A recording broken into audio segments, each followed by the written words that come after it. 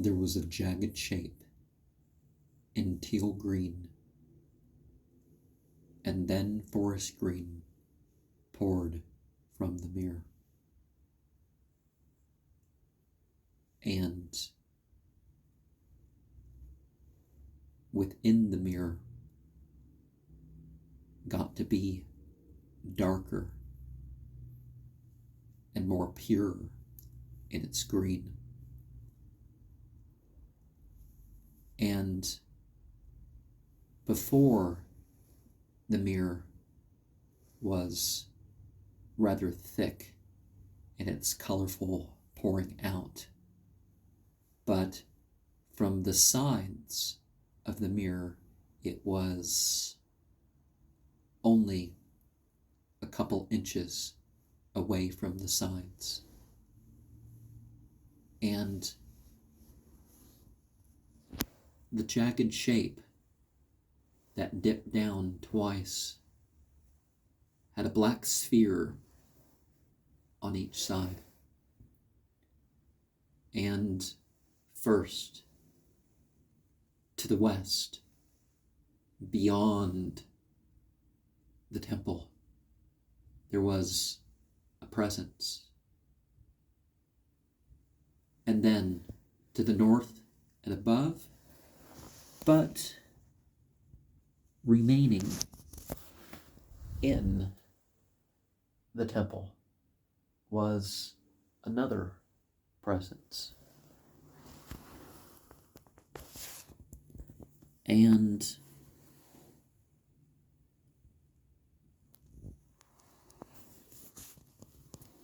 I felt very flowy towards the west, and there was a pleasant prickling upon me and a hypersensitivity that grew. And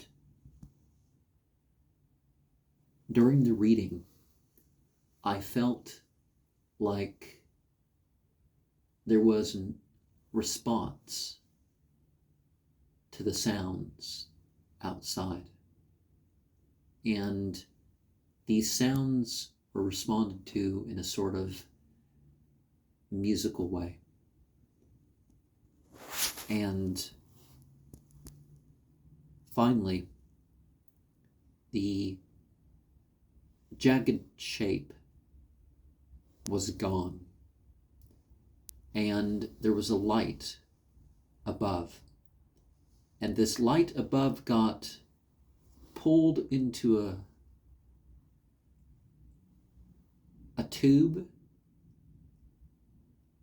I guess you could say it was a funnel, because it wasn't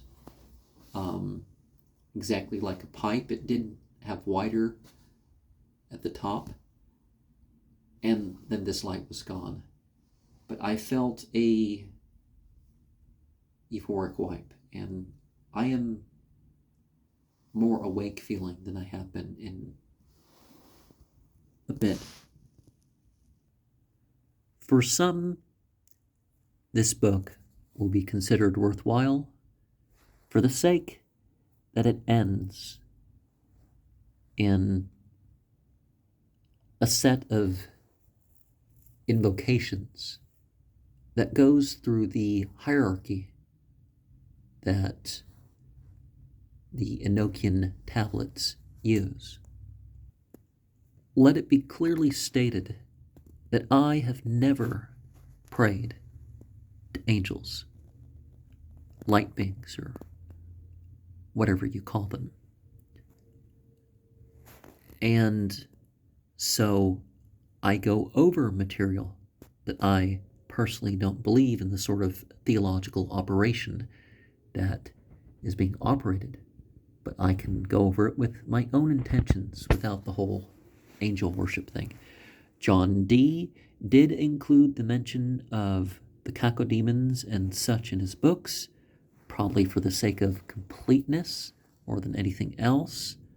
When it comes to Liber Lo Agaeth, there's some artistic license that could be done.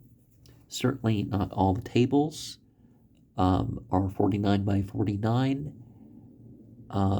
There's pictures online. The British Museum has, I don't know, last I checked, their site is kind of gone. I'd like to kind of look over that sometimes when when I'm listening to stuff, that doesn't have any visuals that I need to pay attention to. And that's kind of gone. And there's some odd things about some of the operations. It's like, make this book only to use it once. Wear these clothes only to use them once. Now, sometimes all it takes is once. Some spiritual operations you only take once. There's talk about the 49-day, the 40-day operation and the 19-day operation and some other ones that you can do. And there's some advice pointed out in this book that one should probably do. You just don't do rituals. You live a lifestyle outside of that ritual, and that can be the best preparation, right? It can it can help to do these operations in groups. One for some sort of efficiency, that one person does this, another person does that, or one person records or something while the other does whatever. I like to combine the spiritual operations, and whoever remembers what.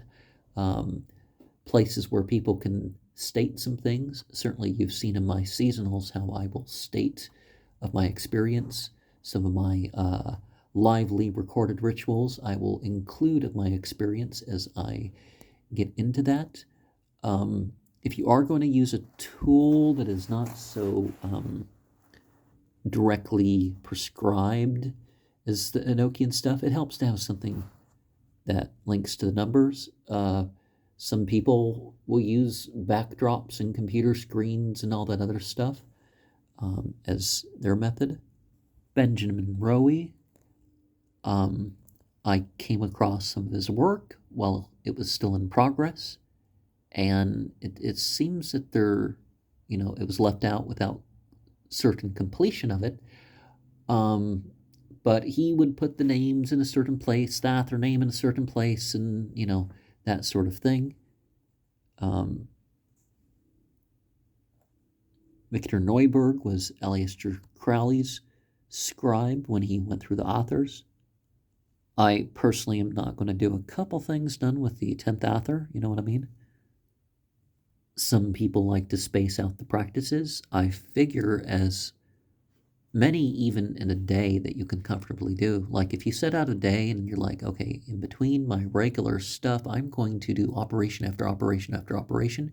You might even be able to get all 48 angelic calls, as people call them, done in a single day. There were certain instructions in regards to, this is for the fallen and all that other sort of stuff, which led to even further derivatitions, like I've pointed out, to make a more